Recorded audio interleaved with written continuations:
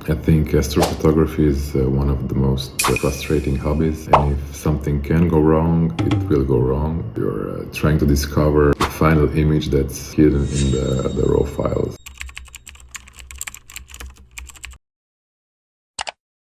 I started astrophotography in 2019. Up until then, I didn't know that we're able to do such things from our own backyards. After seeing the movie The First Man, released on the 50th anniversary of the moon landing, I wanted to observe the moon, so I started to use a very basic telescope, a Newtonian 150 millimeter mirror on a non-motorized mount coupled with a Canon DSLR, and then slowly I progressed to making videos, trying to shoot deep sky from my backyard, which was a Bortle 8 at the time, really heavy light pollution. Of course, my first target was M42, probably like all the beginners in the Northern Hemisphere. It was really complicated at first. Probably the biggest jump in quality came with the discovery of narrow band filters, probably the solution when you're shooting in the city. The most significant change was probably the use of a mono-cooled camera from ZWO. It was the very famous ASI 1600. This allowed me to really start the deep sky astrophotographic journey. Currently, I mainly shoot from a remote observatory in Spain, in Extremadura, under darker skies, of course, than in my urban backyard. And I chose this solution around 2 years ago because it allowed me to marry actually the astrophotography with the busy professional life. Of course, during summer, I tried to shoot the Milky Way that brought wonderful memories and experience under dark sky. One was being alone at night during the winter time in a very beautiful panoramic viewpoint. This panorama allows you to view and embrace practically the whole sky above you. This is my main backyard setup. It's used for planetary imaging. And here is my refractor, which I started using in my backyard with narrowband filters, and hopefully I'll put it to work this summer again.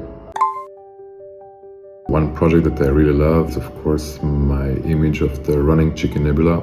I managed to obtain the second place in the nebula category in the Astronomy Photographer of the Year contest in London. The absence of stars really emphasizes the structure of the cloud. Another type of object that I really love are the dark nebulae. Dark nebulae are really tough to process because it's really tough to give them a 3D appearance.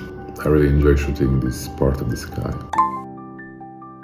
I usually process my images in PicSight with some touch-ups at the end in Photoshop.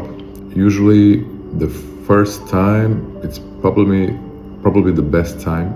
I've experienced difficulties in trying to obtain the same result the second or the third or the fourth time when I process. Usually the best results are when I try to go all the way from the very first try. Sometimes you're surprised in what you can obtain from the raw files that don't look like much at first. It reminds me a bit of like the saying of Michelangelo that thought the statue was actually already inside the block of stone, and he only had to carve out the extra material. So sometimes processing is something like that. You're trying to discover the final image that's hidden in the raw files. I think astrophotography is one of the most frustrating hobbies. And if something can go wrong, it will go wrong. You always have to check everything, because you will always forget an adapter or a cable, and you won't be able to start the project. This works also for remote shooting. You always have to check your files.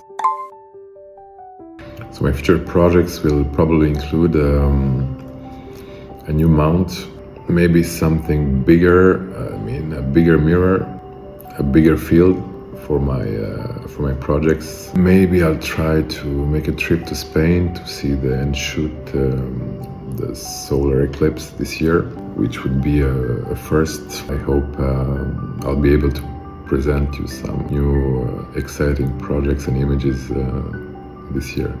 Thank you.